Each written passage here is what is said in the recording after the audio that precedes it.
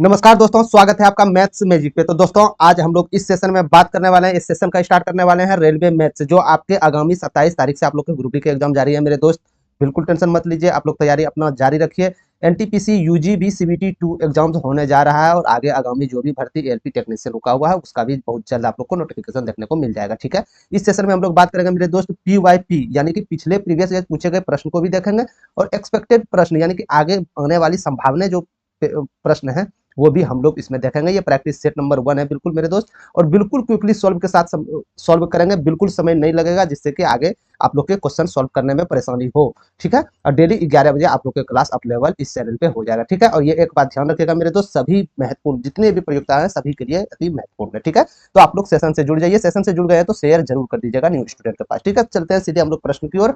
और एक बात और मेरे दोस्त, टोटल हम लोग 25 प्रश्न देखेंगे और जितने 25 प्रश्न में कितने प्रश्न आप लोग के सही हुए वो आप लोग कमेंट सेक्शन में बताइएगा और कितने प्लस गलत हुए वो भी बताइएगा। इससे क्या होता है, आप लोग का जो भी तैयारी है ना उसको जांचने का बहुत अच्छा ये मौका होता है मेरे दोस्त, कि 25 प्रश्न में कितने आप सही किए, कितने रॉन्ग किए, किसमें रॉन्ग किए, क्यों रॉन्ग हुआ, ए टू जेड आप लोग यहाँ से यदि आप लोग इस पे चर्चा कीजिएगा तो हालांकि 25 में 25 मैथ आप लोग ला सकते हैं। ठीक है, तो सीधे हम लोग प्रश्न की ओर चलेंगे बिना कुछ विलंब किए। और जो आगामी आप लोग के एग्जाम्स है, चाहे वो ग्रुप डी हो, एनटीपीसी यूजी सीबीटी 2 हो, एलपी टेक और स्टेट्स एग्जाम ईटीसी, जहां आपके मैथ्स पूछे हो सब जगह ये उपयोगी है। ठीक है, तो सीधे चलते हैं हम लोग प्रश्न की ओर।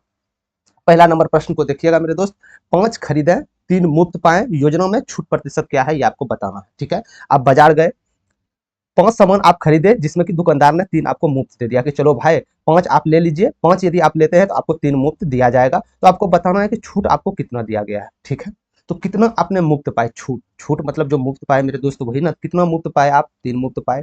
कितना में 3 मुफ्त पाए, घर कितना सामान आप लेके आए, तो 5 तो खरीदे 3 मुफ्त दिया यानी 8 हम लेके आए। परसेंटेज निकालने के लिए हमेशा 100 से आपको गुना करना पड़ेगा मेरे दोस्त। यहाँ से आप देख सकते हैं 4 से 2 4 से 25 यानी कि 75/2 आ गया। 75/2 का वैल्यू आप लोग को भली बहुत ही पता होगा मेरे दोस्त, 37.37%। Correct answer option number A.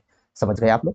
ठीक है, बिल्कुल भी इजी वे था और बिल्कुल आसान विधि से क्विकली सॉल्व से हम लोग देखेंगे, कोई लेंदी प्रोसेस नहीं जाएगा। आप लोग से सिर्फ यही निवेदन है कि आप लोग सेशन डेली अटेंड करते हैं जिससे कि आगे आने वाले जो भी मैथ्स है ए टू जेड बिल्कुल भी दिक्कत ना हो आप लोग को। ठीक है, चलते हैं दूसरे नंबर प्रश्न की ओर। एलसीएम आपको निकालने के लिए बोला जा रहा था, ये संख्या दिया गया है, हालांकि ये संख्याएं दशमलव में। ठीक है, और ये प्रश्न आप लोग का यूजी यानी एनटीपीसी अंडर ग्रेजुएट जो 2025 में सीबीटी 1 में पूछे गए थे उसमें ये प्रश्न पूछा गया मेरे दोस्त, और ये प्रश्न हर एक एग्जाम में आपसे पूछे जाएंगे, ये मेरी गारंटी है। ठीक है, तो आप लोग इसको ध्यानपूर्वक देखिएगा कैसे इस प्रश्न को सॉल्व किया जाता है। बिल्कुल न्यू से न्यू स्टूडेंट आप लोग टेंशन मत लीजिए। ठीक है, लघुत्तम समावर्तक क्या होता है, सबसे पहले लघुत्तम समावर्तक क्या होता है, तो लघुत्तम समावर्तक मेरे दोस्त वो होता है बड़ी से बड़ी वो संख्या जो दी गई संख्या से पूरी तरह विभाज्य हो जाए। ठीक है, यानी कि वो इस जगह संख्या क्या रखा जाए जो कि 15.4 से भी विभाज्य हो और 0.006 से भी विभाज्य हो। ठीक है, तो सबसे पहले हम इसको पूर्णांक करेंगे। पूर्णांक उड़ाने के बाद मेरे पास क्या आ जाएगा, 154/10 आ जाएगा, नहीं आ जाएगा, ठीक है आ जाएगा। दूसरा नंबर देखते हैं, तो इसको उड़ाने के बाद 1 अंक। ठीक है, तो जब भी पूर्णांक में दिया रहता है मेरे दोस्त, इसका एलसीएम आप कैसे निकालते हैं, जब भी पूर्णांक में संख्या दिया रहता है, बेटे में संख्या दिया रहता है, तो एलसीएम निकालने के लिए आप इसमें क्या करते हैं मैं ये पूछना चाहता हूं। तो आप क्या करते हैं कि यदि इसका एलसीएम चाहिए ना, तो इसका एलसीएम चाहिए तो ऊपर वाले का एलसीएम ले लीजिए गुरुजी और नीचे वाले का एचसीएफ ले लीजिए। यही तो होता है ना एलसीएम निकालने का तरीका। बेटे में यदि हो तो ऊपर का एलसीएम क्या हो जाएगा, अरे ऊपर वाले का 154 और 6 का एलसीएम क्या हो जाएगा, एलसीएम 462 आ जाएगा दोनों का। ठीक है, क्योंकि 462 दोनों से विभाज्य है। ठीक है, और नीचे का एचसीएफ क्या हो जाएगा, एचसीएफ यानी कि मिनिमम वो संख्या जो दी गई संख्या से विभाज्य हो जाए, यानी कि मिनिमम 10 है तो 10 ही हो, क्योंकि 10 10 से विभाज्य हो रहा है और 1000 को विभाज्य कर रहा है, यानी कि एचसीएफ क्या हो जाएगा, 10 हो जाएगा। यहाँ से आप लोग उत्तर दे सकते हैं इजी में 46.2 is correct answer, option number 46.2 3 is correct answer. समझ गए आप लोग। ठीक है, आप चाहे तो इसको फुल्ली प्रोसेस यहाँ से भी बना सकते हैं, इसको दशमलव में तोड़ने के भी इसका जरूरी नहीं था, लेकिन न्यू स्टूडेंट के लिए ये बहुत ही महत्वपूर्ण है मेरे दोस्त कि सबसे पहले आप दशमलव उड़ा दीजिए, ऊपर का एलसीएम ले लीजिए, नीचे का एचसीएफ देकर भाग दे दीजिए, यही आपका एचसीएफ निकलेगा। समझ गए आप लोग। ठीक है, चले आगे की ओर। कोई दिक्कत नहीं है, कोई भी दिक्कत आ रहा है तो आप लोग कमेंट सेक्शन में जरूर सवाल पूछ सकते हैं। ठीक है, चलते हैं तीसरे नंबर प्रश्न की ओर। तीसरे नंबर प्रश्न में बोला जा रहा है कि निम्नलिखित का मान ज्ञात करना है, आपको मान क्या होगा इसका। ठीक है, मान ज्ञात करना है मेरे दोस्त, मान क्या होगा। तो सबसे पहले 3x² के पावर 5 है, यहाँ से इजी वे समझ सकते हैं। यदि आप इसको तोड़िएगा मेरे दोस्त, इसको तोड़िएगा कैसे, 3 पे पावर 5 हो जाएगा। ठीक है, 3 पे पावर 5 हो जाएगा, अच्छी बात है। अब गुना यहाँ x पे पावर 10 हो जाएगा या नहीं हो जाएगा, मैं ये पूछना चाह रहा हूँ जी। 100% होगा। ठीक है, नीचे को भी कीजिएगा तो 6 पे पावर स्क्वायर हो जाएगा। ठीक है, और गुना x पे पावर -4 हो जाएगा। यहाँ तक समझ गए आप लोग, ठीक है। और कभी भी संख्या पे आप लोग याद रखिएगा, कभी भी संख्या पे जैसे मान के चलिए ए पे पावर माइनस एन या ए पे पावर आप यहाँ -2 रखते हैं तो ये संख्या बेटे में जाकर ए पे पावर प्लस स्क्वायर में बदल जाता है, ठीक है। इतना मान गए, यानी कि ये संख्या जो हो जाएगा मेरे दोस्त ये 1 बेटे एक्स पे पावर 4 हो जाएगा, ठीक है। यहाँ तक बिल्कुल समझ गए आप लोग। तो 3 पे पावर 5, 3 पे पावर 5 क्या हो जाएगा 243। अरे 243 होगा या नहीं होगा जी, 100% होगा। और एक्स पे पावर यहाँ 10 हो जाएगा, ठीक है। छछा के 36 हो जाएगा और गुना यहाँ एक्स, सॉरी माफ कीजिएगा 1 बेटे एक्स पे पावर 4 हो जाएगा, ठीक है। तो ये नीचे है, ऊपर जा चले जाएगा। और कभी भी संख्या आपको याद रहे, बेस यदि समान हो, पावर विषम हो, तो ये पावर हमेशा जुट जाता है, ठीक है। तो ये ऊपर जाएगा तो ये इसमें जुटेगा, जुटने के बाद क्या आ जाएगा मेरे दोस्त 243 गुना एक्स पे पावर 14 बेटे 36, यही तो आ जाएगा ना। अरे यही तो आ जाएगा ना। यदि आप इसको कटाइए कितने बार में जाएगा 9 चौके 36, ठीक है। 9 दूनी 18, 9 सते 63, यानी इसको इजी वे आप लोग लिख सकते हैं 27 एक्स पे पावर 14 बेटे 4 इज करेक्ट आंसर हो जाएगा आप लोग का। ये आंसर आंसर जहां भी हो ये आपका करेक्ट आंसर होगा, तो option number A is correct answer. समझ गए आप लोग, ठीक है। कुछ नहीं करना था मेरे दोस्त, इसको आपको पूर्णांक दिया गया था, पावर दिया गया था, इसको आपको तोड़ना था, ठीक है। यदि आप इसको तोड़ दिए बिल्कुल इजी वे आपको यहाँ से सॉल्व इसको कर लीजिएगा, कोई दिक्कत नहीं है। चलते हैं आगे की ओर। चौथा नंबर प्रश्न में आपको बताना है कि निम्नलिखित में से कौन सी संख्याएं इसको पूरी तरह विभाजित करेगी, ठीक है। कौन सी संख्याएं हैं, 4 ऑप्शन आप लोग के सामने दिए गए हैं, चारों में से कोई एक संख्या होगा जो कि इसको पूरी तरह विभाजित कर देगा, ठीक है। तो बहुत सारे स्टूडेंट इसमें ऑप्शन ये जाएंगे भाग देने के लिए, लेकिन बिल्कुल ऐसे नहीं करना है। तो सिंपली आपसे ये देखना है मेरे दोस्त कि कोई भी जैसे मान के चलिए ये संख्याएं, आपको ये संख्याओं को पूरी तरह विभाज्य आपको करना है, तो ये कब विभाज्य होगा, क्या ये सम संख्याएं से विभाज्य होगा, इसके इकाई डिजिट पे तो विषम है, तो इकाई डिजिट पे विषम है तो सम संख्या से विभाज्य नहीं हो सकता, ये सम है, इससे भी विभाज्य नहीं हो सकता, इससे भी विभाज्य नहीं हो सकता, इससे भी विभाज्य नहीं हो सकता। ऑप्शन एक ही आपके पास बचा है, option number A is correct. तो हमको भाग देने की भी आवश्यकता नहीं है, और ध्यान रहे भाग देना भी नहीं है आप लोग को, ठीक है। यदि भाग देने में रहे मेरे दोस्त तो आपका कीमती समय आप खो दीजिएगा, ठीक है। तो कुछ नियम फॉलो करके आपको चलना होगा जिसमें कि आगे आपको कीमती समय आपका बच जाए, ठीक है। चलते हैं 55 नंबर प्रश्न की ओर। 55 नंबर प्रश्न में बोला जा रहा है कि मोहन, मीना और माधव 3000, 2000 और 5000 रुपये निवेश करके एक साझेदारी करते हैं, यानी कि एक पार्टनरशिप करते हैं, कोई भी चीज बिजनेस करते हैं, कहीं भी पैसा जो इन्वेस्ट कर रहे हैं साझेदारी के रूप में करते हैं, ठीक है। और तीनों के नामों पे क्रमशः 5600 रुपये का लाभ होता है। यदि इतना इतना धन इन्वेस्ट करता है ना मेरे दोस्त, तो इतना रुपया इसको लाभ होता है, प्रॉफिट होता है।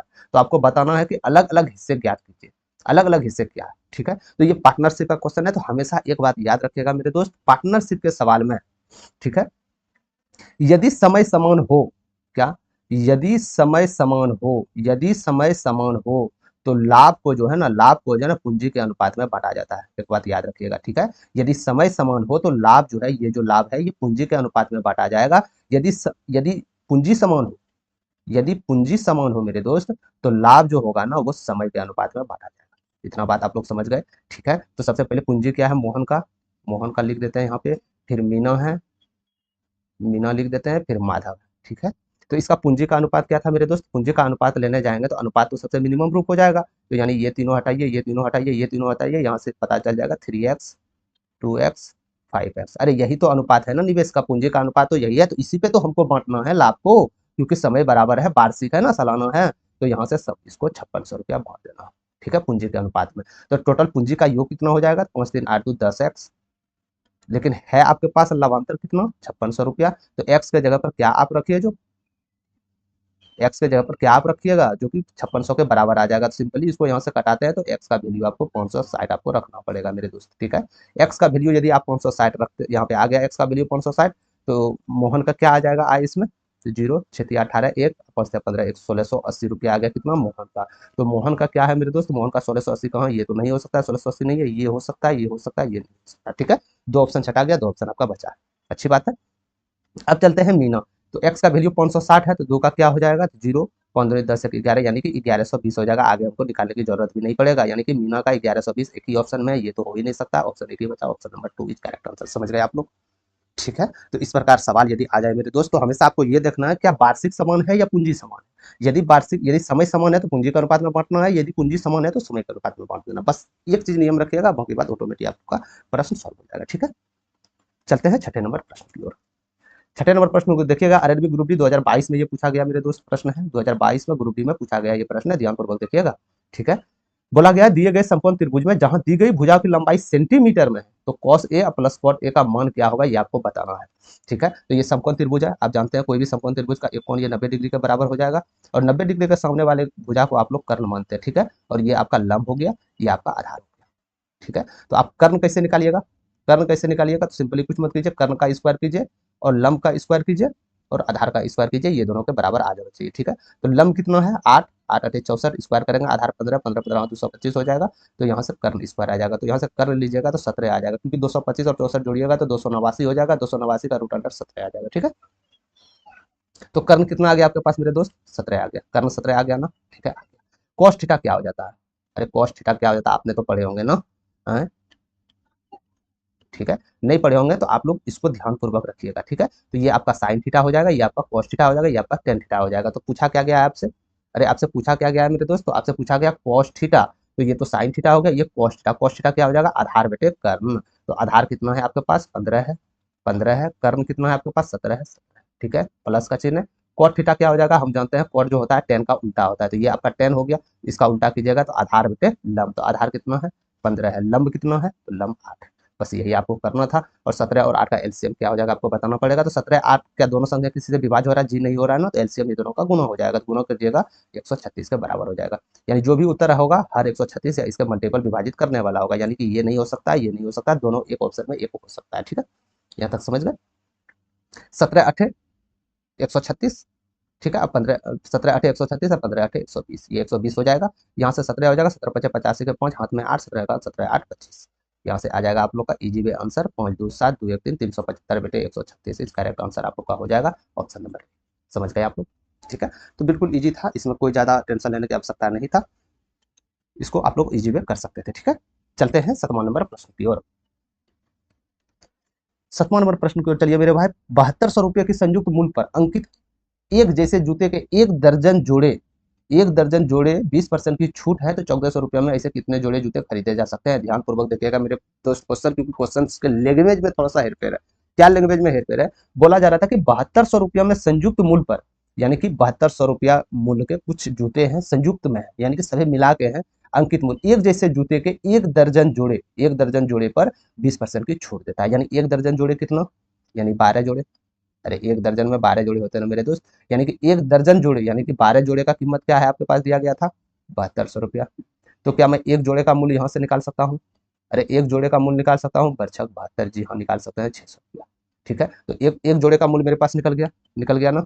ठीक है, अब ये बोला जा रहा है कि प्रत्येक जोड़े पर 20% की छूट है, 20% की छूट दिया गया है, यानी कि अंकित मूल्य आपका है 600 रुपया। इसमें यदि आप 20% छूट दे दीजिएगा मेरे दोस्त, तो 20% छूट देने का मतलब 20% का वैल्यू क्या आ जाएगा आपके पास 1/5, और यदि इसमें छूट दे रहे हैं आप तो 5 में 1 माइनस कर दीजिएगा 4/5 आ जाएगा। ठीक है, तो इसका 4/5 कितना हो जाएगा 480, अरे हो जाएगा ना 480, 12 पंचे 60 बच्चों का 48, यानी 480 रुपया छूट के बाद एक जोड़े का मूल्य है। समझ गए, तो यानी कि 480 रुपये में छूट के बाद एक जोड़े खरीदे जा सकते हैं। समझ गए, तो यही आपसे पूछा जा रहा है कि 1440 रुपये में कितने जोड़े खरीदे जा सकते हैं। जब 480 रुपये में मेरे दोस्त एक जोड़े खरीदे जाते हैं, ठीक है, तो 1440 रुपये में कितने जोड़े खरीदे जाएंगे ये आपको बताना है। ठीक है, तो यहाँ से आप सिंपली यहाँ पे देख सकते हैं मेरे दोस्त, ये किससे विभाज्य पूरी तरह से, क्या 3 से जा रहा है ना, 3 से जा रहा है, यानी कि इसमें भी 3 से गुना होगा, तो 3 जोड़े इस करेक्ट आंसर आप लोग का हो जाएगा कि यानी 1440 रुपये में छूट देने के बाद 3 जोड़े वो वस्तु हम खरीद सकते हैं। ठीक है, इसको चाहे तो आप पूरी तरह 7200 में भी माइनस कर सकते, 7200 का भी आप 20% आप छूट निकाल सकते हैं, बट हम उतना करने नहीं जाएंगे मेरे दोस्त, क्योंकि समय बहुत ही कीमती है एग्जाम सॉल्व में। ठीक है, तो हम सिंपली एक जोड़े का मूल्य निकालिए, एक जोड़े का मूल्य निकालिए, और ये हम देखें कि एक जोड़े के मूल्य में यदि हम 20% छूट देते हैं तो मूल्य क्या निकल के आएगा, तो 1% 20% छूट दे दिए 480 मूल्य निकल के आया छूट के बाद, यानी कि एक जोड़े का मूल्य 480 रुपया हो जाएगा छूट के बाद। तो वही पूछा जा रहा है कि 1440 रुपये में कितने जूते खरीदे जा सकते हैं छूट के बाद, तो यहाँ से 3 जोड़े खरीदे जा सकते हैं। बिल्कुल इजी पे प्रश्न है ये। ठीक है, ध्यानपूर्वक देखिएगा, इसमें बहुत सारे स्टूडेंट कंफ्यूज कहाँ किया है मेरे दोस्त, यहाँ पे किया है एक दर्जन जोड़े। ठीक है, एक दर्जन जोड़े यानी कि वो जोड़े ध्यानपूर्वक नहीं पढ़े और एक दर्जन का निकाल लिया और एक का निकाल लिया, लेकिन जोड़ा है यहाँ मेरे दोस्त, जोड़ा मतलब 2। ठीक है, चलते हैं 8वां नंबर प्रश्न की ओर। 8वां नंबर प्रश्न ये एनटीपीसी में पूछे गए थे, एनटीपीसी सीबीटी 1 यूजी में पूछे गए थे और ग्रेजुएट सीबीटी 2 में भी, मेंस में भी ये प्रश्न पूछे गए थे। और ये प्रश्न लाने का उद्देश्य है मेरे दोस्त, क्योंकि ये आगे यूजी जो सीबीटी 2 है उसमें और ग्रुप डी में भी देखने को 110% मिलेंगे। ठीक है, ये आप लिख लीजिए। अब बिल्कुल ईजी पे इसको सॉल्व करेंगे, कहीं कोई दिक्कत नहीं लगेगा। ठीक है, बोला जा रहा है कि 20%, 25% और 15% की क्रमिक छूटों के समतुल्य एकल छूट क्या होगा। ठीक है, कहीं भी आप खरीदारी करने गए थे, कहीं भी आप शर्ट लिए, टी शर्ट लिए, तो आपको दुकानदार क्या बोला कि पहले 20% छूट देंगे, तब फिर 25% छूट देंगे, फिर 15% छूट देंगे। तो आप बोले कि ये झमेला क्यों करते हैं गुरुजी, एक काम कीजिए ना, आप तीनों मिला के एक एकल छूट हमको बता दीजिए, जिसमें कि हमको आसानी हो कैलकुलेट करने में। तो एकल छूट क्या होगा इसका, ध्यानपूर्वक देखिएगा मेरे दोस्त। सबसे पहले मान लेते हैं कि कोई भी कमीज है या कोई भी सामान है, इसका मूल्य 100 रुपया है। ठीक है, तो यानी ये छूट देने के बाद कितना रुपया मेरे पास मूल्य निकल रहा है, तो यहाँ से हम कैलकुलेट कर सकते हैं। यानी कि 20% यदि पहला छूट दिए तो 20% का वैल्यू तो 1/5 हो जाएगा, तो 1/5 छूट दिए तो यानी मूल्य 4/5 रह गया, रह गया नहीं रह गया। ठीक है, 25% आप छूट दिए, 25% का वैल्यू 1/4, यदि छूट दे रहे हैं तो 3/4। ठीक है, 3/4 मूल्य रह जाएगा। इसी प्रकार यदि 100 में 15% छूट दे रहे हैं तो क्या मैं बोल सकता हूँ कि 85% का वैल्यू यहाँ आ जाएगा। यानी कि छूट देने के बाद जो मूल्य होगा यहाँ मेरा आ जाएगा। कितना आ जाएगा, यहाँ से आप इजी वे देख सकते हैं, 100 से 100 ये इजी वे चले जाएगा। ठीक है, और 5 से ये चले जाएगा कितने बार में मेरे दोस्त, 17 बार में चले जाएगा। 4 से 4 चले जाएगा, 17×51। यानी कि छूट देने के बाद वस्तु का मूल्य क्या निकला, अरे 100 रुपया मान लीजिए वस्तु का मूल्य था मेरे दोस्त, छूट आप दे के हटा के 51 रुपया तो वस्तु का मूल्य मिला। तो बोलता है एकल छूट कितना है, तो 100 में 51 माइनस कर दीजिए ना, तो छूट एकल छूट निकल जाएगा। कितना निकलेगा, 49%। यही आपका करेक्ट आंसर होगा, 49% is right answer, option number A. समझ गए आप लोग। ठीक है, तो बिल्कुल इसको इजी वे निकालना है, चाहे आप वहाँ 100 मान सकते थे या 1000 मान सकते थे या दुनिया के कोई भी संख्या आप मान सकते थे। हम 100 इसीलिए माने क्योंकि कैलकुलेशन में आसानी। ठीक है, समझ गए। चलते हैं 9वां नंबर प्रश्न की ओर। 9वां नंबर प्रश्न में बोला जा रहा है, ये भी बहुत ही महत्वपूर्ण प्रश्न है। बहुत सारे स्टूडेंट ये प्रश्न में देख के क्या किए थे, ये प्रश्न देख के ए बी फॉर्मूला यूज कर दिए थे। एकल छूट जो निकालते हैं ना आप, a plus b plus a b बेटे 100, बस इस फार्मूला में दिए थे, पता चला उसका आंसर ही नहीं आया क्योंकि ऑप्शन का आंसर कुछ और ही निकल रहा था। ठीक है, तो बिल्कुल आसान भी आप लोग देखिएगा, ग्रुप डी का प्रश्न है मेरे दोस्त, ये ग्रुप डी का प्रश्न है, बार बार बोले जा रहा हूँ, ये प्रश्न भी पूछ सकता है, सिर्फ डाटा चेंज करके। ठीक है, तो पूछा जा रहा है कि यदि किसी कमरे की लंबाई यानी एल है, ये 10% कम कर दी जाए और चौड़ाई बी है 10% बढ़ा दी जाए, तो इसकी परिधि में धनात्मक परिवर्तन कितना होगा, आपको ये बताना। ठीक है, परिधि में धनात्मक परिवर्तन कितना होगा ये आपको बताना।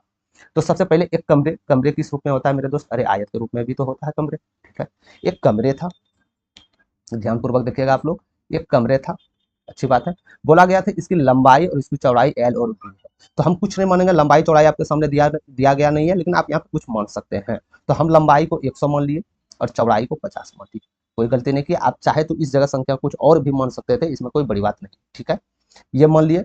अब ये क्या बोला जा रहा था, अब क्या बोला जा रहा है मेरे दोस्त कि लंबाई 10% कम कर दी जाती है, तो ठीक है, लंबाई को हम 10% कम कर दिए और चौड़ाई को 10% बढ़ा दिए। अच्छी बात है, हम चौड़ाई को 10% बढ़ा दिए। ठीक है, लंबाई कम, ऑटोमेटिक देख सकते हैं लंबाई कम हो गया, चौड़ाई बढ़ गया, 10% बढ़ा दिए। यानी कि लंबाई को यदि 10% कमी किए, तो पहले लंबाई कितना था 100, 10% कम किए कितना आ गया 90, और वही 10% बढ़ा दिया गया चौड़ाई, चौड़ाई 50 का 10% 5, यानी कि ये 55। यहाँ तक समझ गए, यानी कि नया वाला कमरे और पुराना वाला कमरे का माप निकल चुका है, तो इसके परिधि में धनात्मक परिवर्तन कितना है, मतलब कि इसका परिधि और इसके परिधि में अंतर क्या है, ये आपको बताना है। तो सबसे पहले पुराने का परिधि, इसका सबसे पहले परिधि देखेंगे मेरे दोस्त। तो सबसे पहले इसका परिधि देख लेते हैं, तो परिधि क्या, एक आयत का परिधि क्या होता है, 2 × L + B। ठीक है, तो यदि आप इसको सॉल्व कीजिएगा, L + B 150, 150 दूनी 300। ठीक है, तो ये 300 आपका हो गया ना, हो गया, ये मीटर मान सकते हैं आप, कुछ दिया गया नहीं है सिंबल, तो आप 300 मान सकते हैं। ठीक है, मीटर मान सकते हैं। अब न्यू वाले का क्या है परिधि, न्यू वाले का भी परिधि हम देख लेते हैं। तो न्यू वाले का परिधि क्या है मेरे दोस्त, तो इसका भी परिधि 2 × L + B हो जाएगा। ठीक है, तो L + B कितना हो जाएगा, अरे L + B कितना हो जाएगा मेरे दोस्त, तो 5 9 5 14, यानी 145। इसको आप यदि 2 से गुना कीजिएगा तो कितना हो जाएगा, 290। ठीक है, तो पूछा जा रहा है धनात्मक परिवर्तन कितना है, तो पहले निकला 300, ध्यानपूर्वक देखिएगा, पहले कितना निकला मेरे दोस्त 300, अब कितना निकला 290, तो कितना का अंतर हुआ, तो आप बोल सकते हैं यहाँ पे 10 मीटर का अंतर हुआ है। तो यही 10 मिनट, इस कार्य का आंसर होगा 10 मीटर। तो यहाँ से आप लोग वैल्यू पुट करके देखिए। ठीक है, तो यहाँ पे वैल्यू पुट करना होगा मेरे दोस्त, क्योंकि सिंपली यहाँ दिया गया नहीं है आपका। ठीक है, तो सबसे पहले लंबाई और चौड़ाई मान सकते हैं, एल और बी का क्या मान माने थे 100 और 50, यानी कितना हो जाएगा 150, 150 और 150 का 2/5 कीजिएगा तो ये तो काफी ज्यादा हो जाएगा, यानी ये उत्तर नहीं हो सकता। L + B कितना हो जाएगा 150, 150 को 5 से भाग दीजिएगा तो ये 30 हो जाएगा, यानी ये भी उत्तर नहीं होगा। मेरे पास 10 आना चाहिए अंतर। L - B कितना हो जाएगा 50 हो जाएगा, और इसको 5 से भाग दीजिएगा, क्या 10 आ रहा है जी, 100% 10 आ रहा है, यानी कि करेक्ट आंसर ऑप्शन नंबर 3 हो जाएगा आपका। ठीक है, समझ गए। बिल्कुल इजी वे था, कहीं कोई दिक्कत लेने की जरूरत नहीं है। आप लोग प्रैक्टिस कीजिएगा मेरे दोस्त, तो वो आप लोग के समझ में आ जाएगा, बिल्कुल इजी वे। ठीक है, समझ गए। चलते हैं आगे की ओर। 10 नंबर प्रश्न को देखिएगा। 10 नंबर प्रश्न में भी कुछ नहीं है मेरे दोस्त, थोड़ा सा आप कॉमन साइंस यूज करते तो बिल्कुल इसको बिना बनाए प्रश्न को सॉल्व कर सकते थे। ठीक है, क्या बोला जा रहा था, एक जैकेट का मूल्य 4,000 अंकित है, यानी एक जैकेट का मूल्य 4,000 रुपया अंकित किया गया है। एक त्योहारी सेल के दौरान इस पर 32% और 22% की दो क्रमिक छूट दी जाती है। तो दोनों छूटों के बाद अंकित मूल्य क्या होगा, यानी कि ये छूट जो दो दो जो दिया गया है, दोनों छूट देने के बाद मूल्य क्या होगा आपको ये बताना है। और प्रभावी प्रतिशत छूट क्या होगा, यानी कि ये दोनों का एकल छूट क्या होगा, ये आपसे पूछा जा रहा है। ठीक है, तो एकल छूट यहाँ पे देख लेते हैं। तो सबसे पहले यदि सॉल्व करने का तरीका है मेरे दोस्त, क्या यहाँ एकल छूट संख्याएं बराबर है? जी नहीं, संख्याएं बहुत अंतर और सिंगल डिजिट भी, इसका जो यूनिट डिजिट भी देखेंगे मेरे दोस्त अलग अलग है। यानी कि हम बोल सकते हैं कि सिर्फ इसका हम वैल्यू निकाल लिए ना तो मेरा उत्तर यहाँ पे चले आएगा, हमको मूल्य निकालने की जरूरत ही नहीं पड़ेगा। तो ठीक है, तो दो को क्रमिक छूट को एकल छूट आप कैसे निकालते हैं, तो आप लोग को सिंपल साफ साफ बता दिया मेरे दोस्त कि दो यदि छूट को क्रमिक छूट को एकल छूट में परिवर्तित करना चाहते हैं तो सबसे पहले आप इसको जोड़िए। जोड़ने के बाद क्या आ जाएगा, 4 3 2 5 यानी 54%। ठीक है, इसमें माइनस कर दीजिएगा, फिर इसको गुना कीजिएगा, यानी 32 गुना 22, इसको 100 से भाग दे दीजिएगा। ठीक है, तो यानी ये कैसे आप लिखे, तो कहीं से नहीं लिखे मेरे दोस्त, a plus minus b plus minus a b बेटे 100, यानी इसी पे तो निकालते हैं एकल छूट। आप एकल छूट कितना निकला इसी फॉर्मूला पे तो निकालते हैं मेरे दोस्त, बस यही फॉर्मूला हमने यहाँ पे यूज किया। समझ गए आप लोग, यही फॉर्मूला हमने यूज किया। यानी एकल छूट निकालने के लिए सबसे पहले जोड़िए, फिर गुना करके 100 से भाग दीजिए, इसको माइनस कर दीजिए। तो यहाँ पे मैंने पाया कि 54 यदि माइनस करेंगे मेरे दोस्त, इसमें जाएगा, ये तो दशमलव में आएगा, 2 दूनी 4, यानी कोई भी संख्या होगा, कोई भी संख्या होगा इकाई डिजिट पे 4 होगा, इस जगह भी कोई संख्या होगा, यहाँ पे दशमलव होगा। इतना बात मानते हैं आप, मानते हैं ना? यानी कि 54 में यदि माइनस ये संख्या जाएगा तो हमेशा 54 से तो नीचे आएगा, ये उत्तर तो हो ही नहीं सकता है, एक ऑप्शन छोड़ दिए हम। ठीक है, अब यदि 54 में मेरे दोस्त ये जाएगा, यदि यहाँ पे साफ साफ पूर्णांक रहता तब तो फुल्ली पूर्णांक में आंसर आ जाता, लेकिन पूर्णांक में नहीं है, दशमलव में, यानी दशमलव आएगा, ये जांच भी नहीं हो सकता। ठीक है, यदि दशमलव में आएगा, यदि दशमलव में आएगा मेरे दोस्त, तो 54 में यदि ये जाएगा तो दशमलव के बाद यदि 2 अंक है तो सिंगल डिजिट यहाँ पे 6 बचना चाहिए। अरे बचना चाहिए कि ना, लास्ट डिजिट पे 6 बचना चाहिए, लास्ट डिजिट पे 6, एक ही ऑप्शन है, ऑप्शन नंबर 3 करेक्ट आंसर। हमको रुपया निकालने की आवश्यकता अभी नहीं है। समझ गए आप लोग? तो ये थोड़ा थोड़ा आप लोग पकड़ के, थोड़ा फैक्ट पकड़ के आप लोग बिल्कुल इजी वे उत्तर दे सकते थे। बहुत सारे स्टूडेंट क्या होंगे, पहले इसमें मूल्य निकालने की कोशिश करेंगे, मूल्य निकाले, हम मानते हैं मेरे दोस्त कि आप मूल्य निकाल लीजिएगा तो बिल्कुल आप लोग एक ही प्रश्न में यदि मूल्य निकल गया तो यहाँ मूल्य तो समान तो नहीं है, आप लोग उत्तर दे सकते थे, लेकिन मूल्य निकालने भी मेरे दोस्त थोड़ा सा कम्पलिटिव है। पहले 4,000 का 32% कीजिए, फिर 22% कीजिए, थोड़ा सा कम्पलिटिव हो जाता है। ठीक है, तो बिल्कुल ऐसे नहीं करना है, जिस तरह आपको बताया गया है मेरे दोस्त, बिल्कुल इजी वे उसी तरह करना है। एकल छूट हो जा रहा था तो सबसे पहले मैं एकल छूट क्यों नहीं निकाल दूं, जिसमें कि इजी वे इसको कर सकते थे। ठीक है, समझ गए। चलते हैं 11 नंबर प्रश्न। 11 नंबर प्रश्न में बोला जा रहा है, यमुना और उसकी बेटी स्वास्तिका की औसत आयु 21 वर्ष है और इसकी आयु का अनुपात 5:2 है, स्वास्तिका की आयु क्या होगा आपको बताना है। तो सबसे पहले यमुना और स्वास्तिका की आयु का अनुपात कितना था, 5x इंटू 2x था। ठीक है, ये आयु का अनुपात ही तो था, आयु का अनुपात था ना। ठीक है, 100% था। और यमुना और उसकी बेटी स्वास्तिका की औसत आयु दिया गया है 21 साल। यदि औसत आयु 21 साल दिया गया है तो कितना आदमी का औसत आयु 21 साल है, यानी 2 आदमी का, यमुना और उसकी बेटी यानी स्वास्तिका था 2 आदमी का। तो हम क्या बोल सकते हैं कि 2 आदमी का कुल योग कितना हो जाएगा, यानी 2 से गुना कीजिए, यानी 42 साल इसका एज हो जाएगा। तो इसका आयु का योग कितना होगा, 42 साल हो जाएगा ना, हो जाएगा। इसका आयु का योग 42 साल हो गया, तो यानी इसका आयु का योग क्या है रेशियो में, 7x। तो क्या 7x का वैल्यू 42 हो जाएगा, 100% होगा। ये रेशियो में है, इसको योग इसका योग तो बराबर होना चाहिए। तो यहाँ x का वैल्यू 6 आ गया, x का वैल्यू 6 आ गया मेरे दोस्त। क्या पूछा जा रहा है, स्वास्तिका की आयु क्या है, तो 6 दूनी 12 ईयर्स। तो स्वास्तिका की आयु 12 years, correct answer option number 3। ठीक है, बिल्कुल इजी पे प्रश्न करना है, बिल्कुल ही आसान प्रश्न था, इसमें कोई घबराने की जरूरत नहीं था। चलते हैं 12 नंबर प्रश्न की ओर। 12 नंबर प्रश्न में बोला जा रहा है, कितनी धनराशि रुपये में 5 वर्षों में 4% प्रति वर्ष साधारण ब्याज पे 2400 रुपया हो जाएगी। ठीक है, कितनी धनराशि 5 वर्षों में 4% वार्षिक वर्ष साधारण ब्याज की दर पे 24% हो जाएगी, आपको बताना है।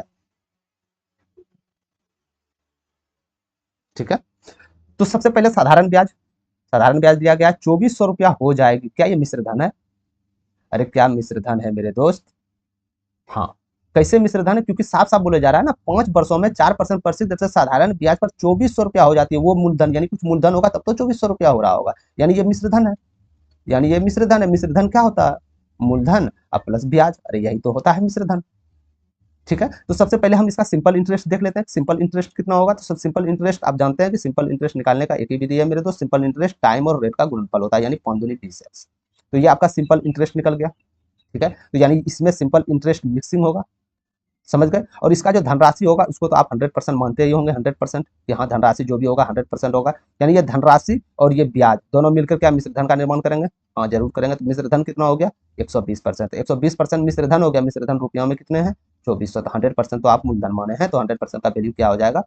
तो यहाँ पे 2 हो जाएगा, यानी 2000 रुपया। यानी 2000 रुपये का मूल्य यदि आप पांच पांच वर्षों में 4% की दर से लगाते हैं मेरे दोस्त, तो ये धनराशि आपका 2400 रुपया हो जाएगा। ठीक है, यानी मिश्र धन जो होगा वो 2400 रुपया हो जाएगा। तो यहाँ से आपको इजी वे कर सकते हैं। ठीक है।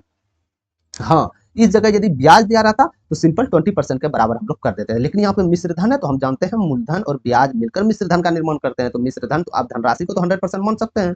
ठीक है, और ब्याज निकला तो 20%, यानी कि धनराशि और ब्याज मिलकर मिश्र धन का निर्माण करेंगे। 120% बराबर 2400, तो 100% आपका मूलधन माने थे, आप धन माने थे, 100% 2000 रुपया हो जाएगा। ठीक है, आप इसको चाहे ऑप्शन से भी बनाने की कोशिश करें तो ऑप्शन से भी ये बन सकता है। ठीक है, चलते हैं 13 नंबर प्रश्न की ओर। 13 नंबर प्रश्न को देखिएगा मेरे दोस्त, ये प्रश्न भले लैंग्वेज में थोड़ा लंबा है, लेकिन प्रश्न में कुछ नहीं है। जो डाटा ये समझ गए उसके लिए इससे आसान प्रश्न आपको दुनिया में कोई और प्रश्न मिल ही नहीं सकता है। ठीक है, तो प्रश्न में बोला जा रहा है एक राशि को 8 वर्षों के लिए प्रतिवर्ष साधारण ब्याज की एक निश्चित दर पर निवेश किया गया था। ठीक है, यदि इसे प्रतिवर्ष साधारण ब्याज की दर पर निवेश किया होता जो कि उस दर से 8% अधिक था जिस दर पर राशि वास्तव में निवेश की गई थी, तो 8 वर्ष के अवधि के अंत में ब्याज के रूप में 4000 रुपये अधिक मिलते, तो निवेश की गई धनराशि कितनी है ये आपको बताना। ठीक है, नहीं समझो प्रश्न? नहीं समझे ना, मैं समझाता हूँ। बोला गया था मेरे दोस्त आपके पास एक धनराशि था, ठीक है, उसको 8% दर से प्रति वर्ष, कुछ रेट होगा, आपका रेट आपके पास मालूम नहीं है, कुछ रेट से साधारण ब्याज की दर से लगाए आप। ठीक है, यदि इसे प्रति वर्ष साधारण ब्याज की दर से निवेश किया होता जो कि उस दर से 8% अधिक था, यानी कि जो दर पहले आप लगाए उससे यदि 8% अधिक दर पे हम लगाते, तो वही 8 वर्षों के अवधि के अंत में, यानी जो समय पहले था अभी समय वही है, वही समय में दोनों साधारण ब्याज का अंतर 4000 रुपया आ जाएगा। यानी कि पहले 8%, अब यहाँ R+8%, यानी 8 तो जुटेगा, 4000 रुपया अधिक है, तो राशि कितनी है ये आपको बताना। ठीक है, कोई दिक्कत नहीं है।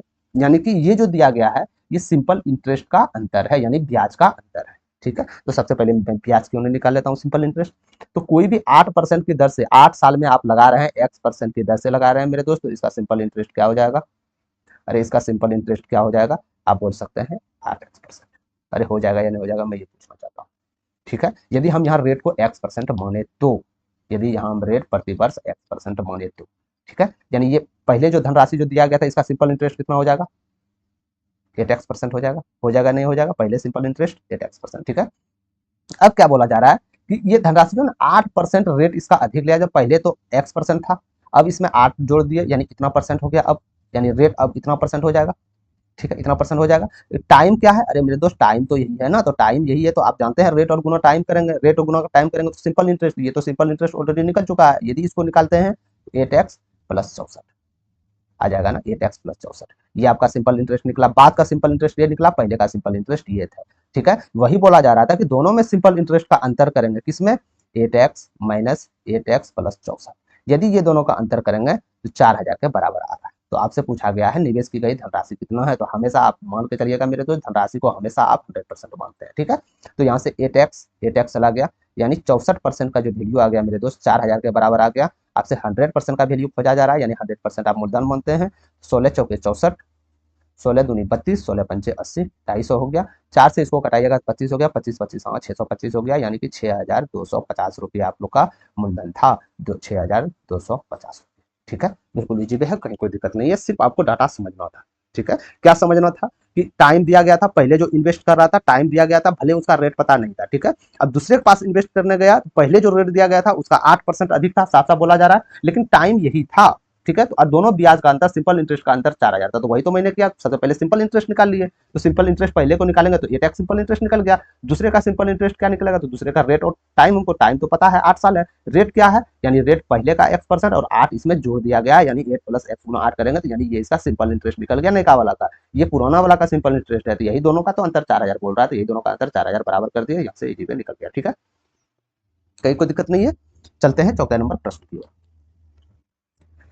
14 नंबर प्रश्न में बोला जा रहा है कि उस सबसे बड़े वृत्त की परिधि ज्ञात कीजिए जिसे पूर्ण रूप से एक आयत के भीतर बनाया जा सकता है, जिसकी विमा 14 मीटर 116 मीटर दी गई है। ठीक है, तो सबसे उस बड़े वृत्त की परिधि आपको ज्ञात करना है। सबसे इस बड़े वृत्त की आपको परिधि, परिधि क्या होता है? एक छोर से दूसरे छोर की दूरी को ही आप परिधि बोलते हैं।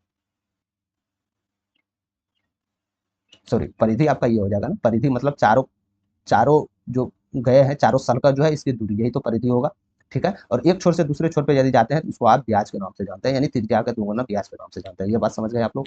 ठीक है, तो ये क्या बोला जा रहा था, ये क्या बोला जा रहा था कि एक आयत के भीतर, एक आयत के भीतर है, तो एक आयत ये है, इसके अंदर एक वृत्त है, यहाँ तक समझ गए, इसके अंदर एक वृत्त है। और ये भी बोला जा रहा था कि आयत का विमा दिया गया है 14 मीटर 116 मीटर, तो आयत है यानी 116 मीटर लंबाई होगा और 14 मीटर इसका चौड़ाई होगा। ठीक है, यहाँ तक समझ गए आप लोग? यदि 14 मीटर मेरे दोस्त चौड़ाई होगा तो क्या मैं बोल सकता हूँ कि ये जो वृत्त है अंदर वाला इसका भी ब्याज 14 मीटर होगा, क्योंकि ये तो चौड़ाई है ना, ये भी पूरा टच कर रहा है ऊपर से नीचे, यानी कि ये ब्याज 84 है। ब्याज क्या होता है? त्रिज्या का दूनी। यदि यहाँ 14 है तो त्रिज्या कितना हो जाएगा? 7 हो जाएगा, त्रिज्या 7 हो जाएगा। तो पूछा गया मेरे दोस्त कि परिधि क्या होगा, वृत्त का परिधि क्या होगा? तो वृत्त का परिधि क्या होता है? 2πr। ठीक है, तो 2 × 22/7। आर कितना है? तो आर त्रिज्या 7 आप कहते हैं, तो 7 है, 7 7 से चला गया, यानी कि 44 आ गया आपका। 44 मीटर इज करेक्ट आंसर, यही आपका परिधि हो गया, 44 इज करेक्ट आंसर। समझ गए? ठीक है, बिल्कुल इजी पे था। यदि हमको परिधि, वृत्त का परिधि ज्ञात करना चाहिए था मेरे दोस्त, तो वृत्त का परिधि ज्ञात करने के लिए सबसे पहले आपको त्रिज्या ज्ञात करना होगा। यदि त्रिज्या ज्ञात हो गया तो परिधि निकालना तो 1 मिनट में निकाल सकते हैं, क्योंकि परिधि 2πr ही तो होता है। तो यहाँ से हम त्रिज्या निकालें, क्योंकि ये चौड़ाई था तो ये वृत्त को तो ये दोनों भाग को स्पर्श कर रहा है, ये भी तो 14 होगा, तो 14 ये जो होगा ये तो व्यास हो गया, यानी त्रिज्या कितना हो जाएगा? 7 हो जाएगा। ठीक है, चलते हैं 15 नंबर प्रश्न की ओर। 15 नंबर प्रश्न में बोला जा रहा है कि प्रिया एक निश्चित कार्य को 26 दिनों में कर सकती है, प्रिया और वर्षा मिलकर उसी कार्य को 13 दिनों में कर सकती है, और प्रिया और वर्षा और निशा मिलकर उसी कार्य को 10 दिन में कर सकती है। तो प्रिया और निशा मिलकर उसी कार्य को कितने दिनों में कर सकती है, ये आपको बताना। ठीक है, तो सबसे पहले प्रिया कितने दिनों में कर रहे थे? 26 दिनों में कर रहे थे। प्रिया और वर्षा कितने दिनों में कर रहे थे उसी काम को? 13 दिन में कर रहे थे। ठीक है, और वही प्रिया और वर्षा और निशा मिलकर कितने दिनों में कर रहे थे? 10 दिन में कर रहे थे। यानी ये इतना दिनों में काम कर रहे थे। तो आपके पास कुछ काम करने के लिए कुछ वर्क होना चाहिए, जिसको आप टोटल वर्क बोलते हैं। ठीक है, तो कुछ टोटल वर्क होना चाहिए जिसको आप करते हैं। हवा में तो आप काम कर नहीं सकते हैं, तो टोटल वर्क यहाँ वो संख्या होगा जो तीनों से विभाज्य होगा, यानी कहने का मतलब है सिंपल इसका एलसीएम होगा। ठीक है, तो इसका एलसीएम क्या हो जाएगा मेरे दोस्त? तो इसका एलसीएम 130 बराबर हो जाएगा क्या? ठीक है, 130 इकाई, यानी ये पूरा काम आपका हुआ। अरे ये टोटल वर्क ही तो इतना इकाई में है, तो 26 पी टोटल काम को 26 दिन में कर रहा था, तो आपको बताना है कि एक दिन में कितने काम कर लेंगे। अरे पी एक दिन में कितने काम करेंगे मेरे दोस्त? 5 इकाई। अरे करेंगे ना 5 इकाई, 100% करेंगे, एक दिन में 5 इकाई करेंगे। और आपका प्रिया और वर्षा एक दिन में कितने इकाई काम करेंगे? तो एक दिन में 10 इकाई काम करेंगे।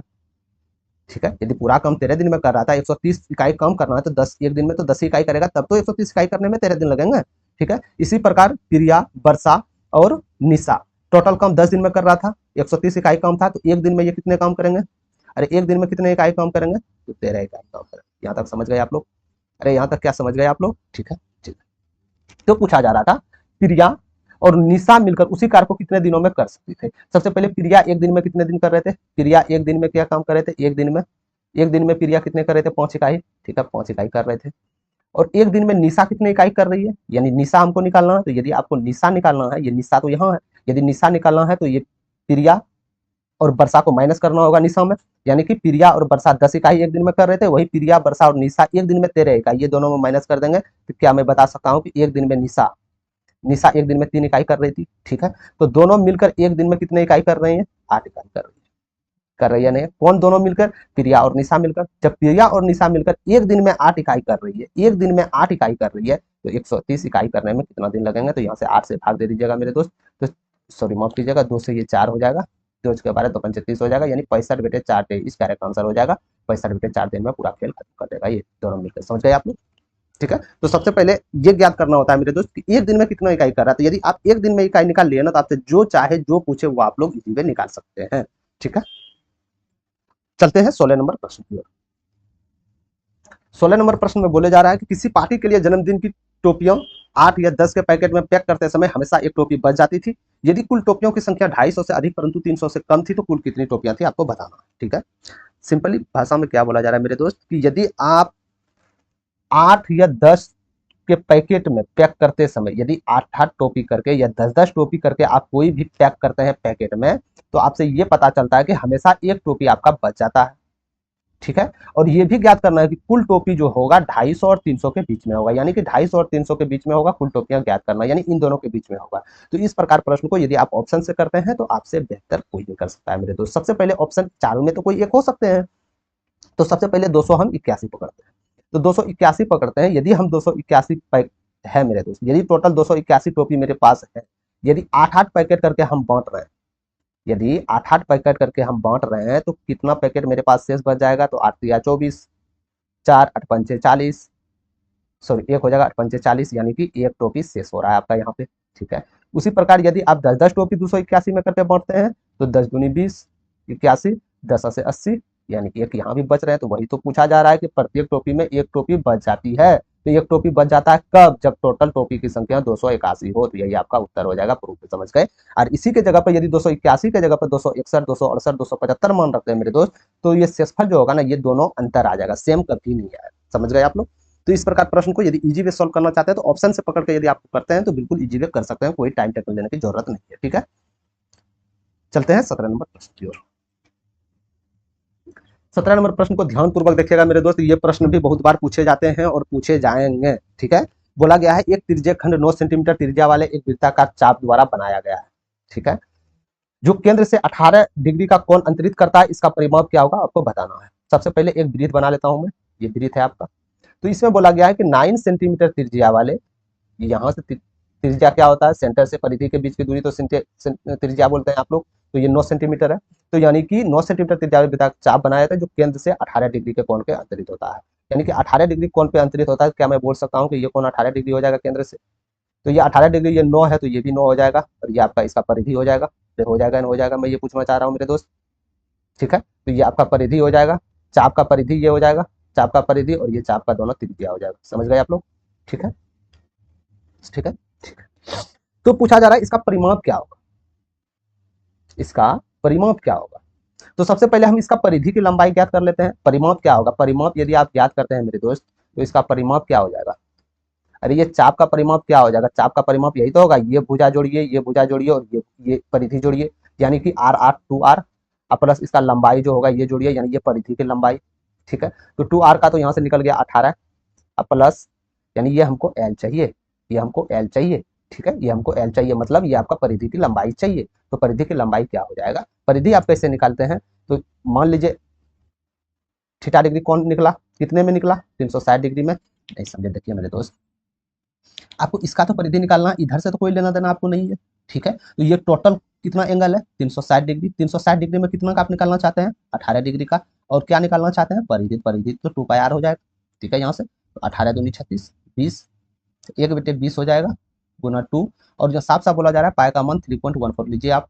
तो 3.14 बेटे 100 यहाँ पे लिख सकते हैं। और त्रिज्या कितनी हो जाएगी आपकी? त्रिज्या आपकी कितनी हो जाएगी मेरे दोस्त? त्रिज्या 9। ठीक है, तो यहाँ से 2 से आप इजी वे इसको जा सकते हैं, 10 आ जाएगा। यहाँ से गुना कीजिएगा, 9 चौके 36, 3 हो जाएगा, 9 का 9 3 12 का 2 हाथ में 1 हो जाएगा, 9 27 28 हो जाएगा, यानी कि ये 3 से चले जाएगा ना।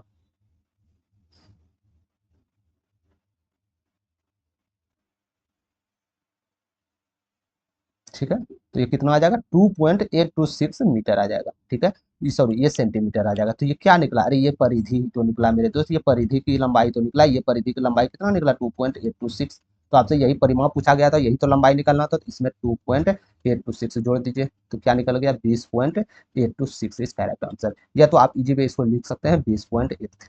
ठीक है, तो 20.83 is correct answer, sorry 20.83 is correct answer, option number B centimetre में। ठीक है, समझ गए? कहीं कोई दिक्कत नहीं है। तो सिंपली आपका परिमाप खोज रहा था ना, ये चाप का परिमाप खोज रहा था ना, चाप का परिमाप ये दोनों निकालते हैं और ये आपको निकालना था। यही इसमें निकालने का था कि चाप का परिमाप आप निकालते हैं, परिधि चाप का निकालते हैं, तो इस विधि से आप लोग निकाल सकते हैं। ठीक है, चलते हैं 18 नंबर प्रश्न की ओर। 18 नंबर प्रश्न में बोला जा रहा है कि 331 और 345 के बीच स्थित अवाज संख्याओं की संख्या ज्ञात कीजिए जब दोनों संख्याएं शामिल इसमें है। ठीक है, तो 331 क्या अवाज संख्याएं हैं? 331 बीच वाली खोज रहा है, 331 भी नहीं होनी चाहिए, इसके बाद और 345 के अंदर वाला होना चाहिए। तो 332 क्या अवाज संख्याएं हैं? जी नहीं है। 333 भी नहीं है, 334 भी नहीं, 335 भी नहीं है, 336 भी नहीं है, 337 हो सकता है, क्योंकि ये संख्याएं अभाज्य संख्याएं आप उसे बोलते हैं जो एक और स्वयं से विभाजित होती है। ये संख्याएं एक और स्वयं से विभाजित हो रहा है। ठीक है, 38 भी नहीं होगा, 39 नहीं होगा, 40 नहीं होगा, 341 हो सकता है। ठीक है, यानी कि ये दोनों आपकी अभाज्य संख्याएं हैं, तो दो इस करेक्ट आंसर ऑप्शन। ठीक है, इसको इजी पे आपको कैलकुलेट करके आगे से कर सकते हैं बिल्कुल आसान तरीके से। ठीक है, चलते हैं 19 नंबर प्रश्न। ठीक है, 19 नंबर प्रश्न की ओर चलते हैं मेरे दोस्त। बोला गया है दी गई आकृति में ए बी सी डी और ए पी क्यू आर समांतर चतुर्भुज हैं, तो कौन ए पी क्यू 100 डिग्री है, कौन ए पी क्यू ये आपका 100 डिग्री दिया गया है, तो कौन सी डी आर क्या होगा, कौन सी डी आर, यानी ये कौन क्या होगा, ये कौन आपको बताना। समझ गए? ठीक है, क्या आप इसको बना सकते हैं? ये प्रश्न पूछे गए मेरे दोस्त, ग्रुप डी में पूछे गए हैं ये प्रश्न। ठीक है, ग्रुप डी में ये प्रश्न पूछे गए हैं, आप इसको बनाने की कोशिश कीजिएगा। ठीक है, समझ गए?